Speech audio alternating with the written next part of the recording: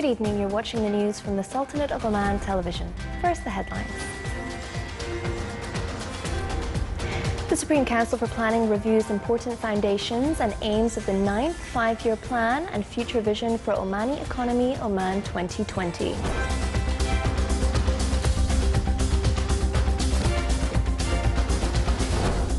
The credit volume of imports sector in the Sultanate exceeds 1 billion Omani riyals for the first time.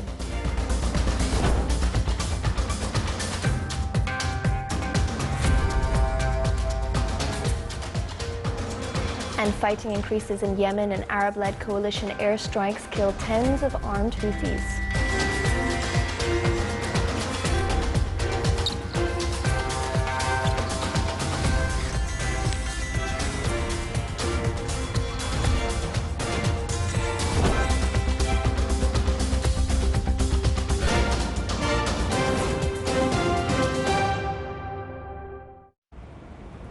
Those were the headlines, and now for the news in detail. The Secretary-General of the Supreme Council for Planning issued a statement reviewing the most important foundations and aims of the 9th five-year development plan. The statement indicated that this plan is considered the last stage of the future vision of Omani economy, Oman 2020, and it paves the way to the future vision of Oman 2040. The statement mentioned that the approaches of the plan are meant to preserve the achievements made over the 45 years of the March of the Renaissance and to build on it as defined in the goals of the Future Vision 2020. In terms of providing productive job opportunities for Omani youth and to focus efforts on enhancing social integration through boosting education, training, health and human resources development, to reach objective of comprehensive recruitment of national manpower, in addition to strengthening economic diversity through development programs and promised sectors such as transformative industries, logistics services, transport, tourism, fisheries wealth and mining. The Council added that the plan aimed at achieving a real annual growth rate of the domestic product in three ranges: % of the average during the period of the plan, and achieving a total investment average of 8.2 billion Omani riyals per year at an average growth rate of 5%. It is expected that non-oil activities would increase by 4.3%, whereas oil activities are witnessing a limited increase of 0.2%. The statement predicted that the oil contribution goes down in the gross domestic product at current prices from 44% during years of the 8th plan to reach 26% during years of the 9th development plan. It is also expected that the average contribution of natural gas activities would drop to reach 2.4%. It mentioned that the development plan of civil ministries and other government bodies will focus during the first 3 years of the 9th plan on completing implementations of the product delayed in the 8th plan, amounting to 8 billion Omani riyals, and an amount of 2 billion Omani riyals will be allocated for urgent projects. The volume of credit rendered by commercial banks to the import sector in the first 9 months of last year exceeded 1 billion Omani riyals for the first time. It increased by 178 million Omani riyals to reach 1.51 billion Omani riyals. The import sector credit recorded the highest growth rate among economic sectors by 20%. Statistics showed that the volume of merchandise imports value recorded in the first 7 months last year exceeded 6.5 billion Omani riyals, from which 1.2 billion was allocated for electricity tools and equipment.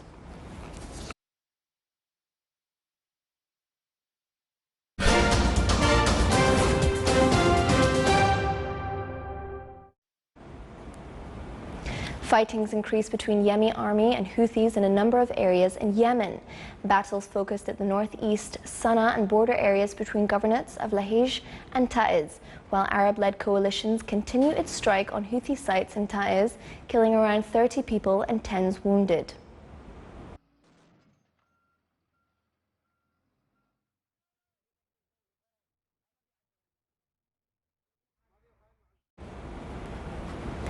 A snowstorm engulfed Lebanon on the first day of the new year, cutting off mountain roads, isolating villages and worsening living conditions for tens of thousands of Syrian refugees. Many refugees living in tents and huts in the eastern Bekaa Valley only came out briefly out of their shelters to clear the snow so that their dwellings would not collapse. In the eastern town of Al-Marj, near the Syrian border, the refugees said their biggest worry was the water from rain or snow leaking into the tents. The storm, dubbed Vladimir, started on Thursday afternoon, and many mountain roads were closed, including the highway linking Beirut with the Syrian capital of Damascus. Dozens of cars were struck on the road leading to the mountain resort of Eden, adding that people were calling on the army to help them.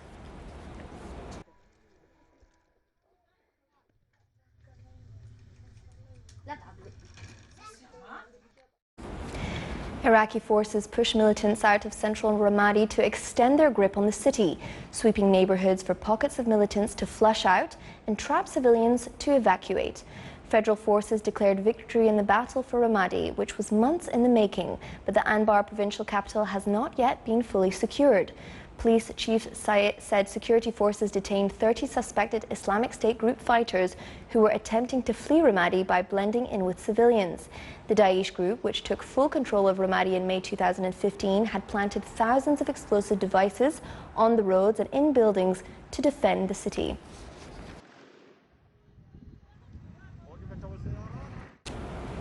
The United Nations Special Envoy for Libya, Martin Kobler, said after meeting officials in talks in Tripoli that the Libyan political agreement must form the basis of all discussions. Kobler said the first point in the Libyan political agreement is the basis of all discussions and that there is no alternative. Second, there should be no parallel initiatives. All initiatives should be based under the umbrella of the United Nations. He insisted that this political agreement should include all different factions, including all oppositions. From the other side, the deputy chairman of Libya's General National Congress, Awad Abdel Sadiq, said everything that has resulted from the Skirt Agreement will not be counted in the conference or will not be taken into consideration unless it actually introduces something new or substantial amendments in either the legislation, executive or security sides.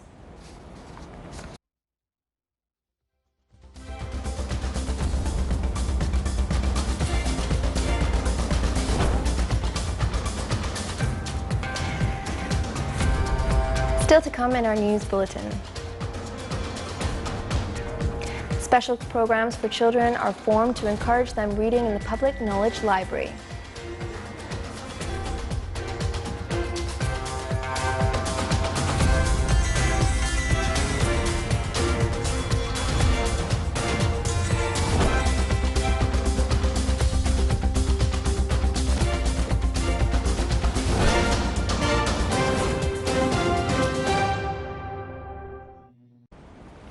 Welcome back to the news from the Sultanate of Oman television.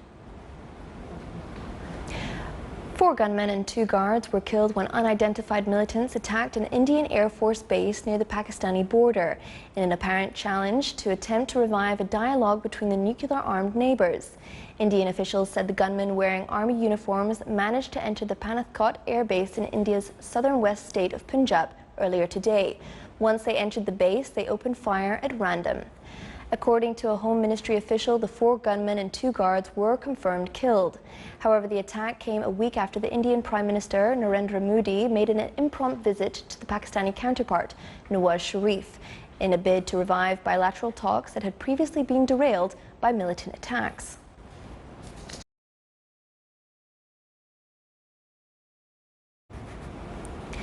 Afghanistan's Interior Minister said the toll from a New Year's Day suicide bombing at a French restaurant in Kabul has risen to 2. An Afghan spokesman said that a 12-year-old boy and one of the security guards at the Garden restaurant were killed and that another 18 people were wounded in the attack. The spokesman said a second attacker who was arrested by police was wearing military uniform and carrying arms and grenades. A Taliban spokesman claimed responsibility for the attack and said the bomber targeted a restaurant belonging to foreigners.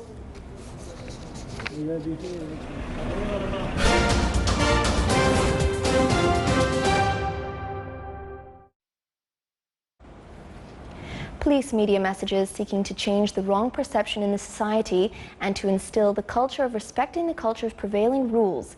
The credibility of police media messages has made it a source of trust for citizens in receiving correct information and stopping the spread of rumors. Police media sources aim to raise the awareness among citizens about security development, society and human cases. It also aims to acquaint citizens with challenges of misusing the modern communication technology and mechanisms of overcoming these challenges.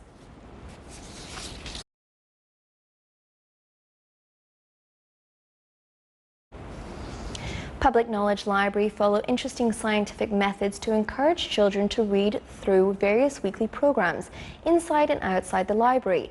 These programs aim to develop children's ability to communicate and to express their ideas through either writing and speaking. The library allocates 1 hour a week for children to play games that instill the culture of teamwork. The library gives presentations every Thursday that encourage children to read.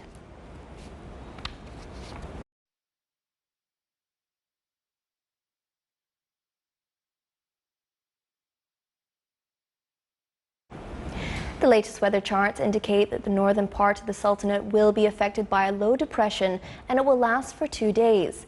The Multi-Hazard Early Warning National Centre said in a statement today that the weather will be partly cloudy by tomorrow over the governorates of Musandam with chances of a thunderstorm with varying intensities.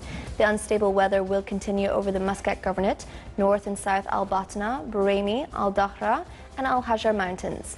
The unstable weather will be accompanied by a decrease in temperature. Sea will be moderate to high waves on the Sea of Oman coasts and the governorate of Musandam.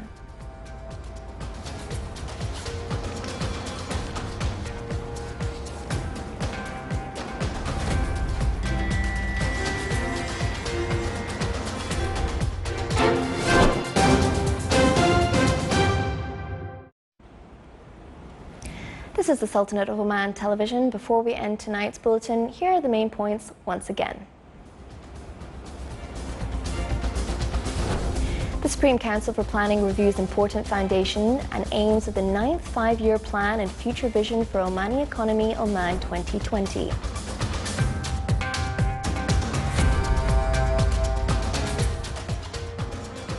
The credit volume of the import sector in the Sultanate exceeds 1.5 billion Omani riyals for the first time.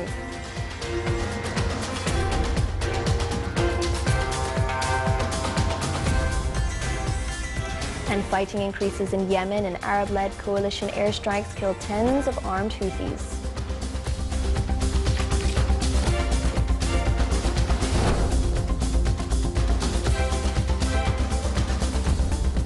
With that, we come to the end of tonight's news bulletin. From all of us here at the newsroom and the studios, it's good night.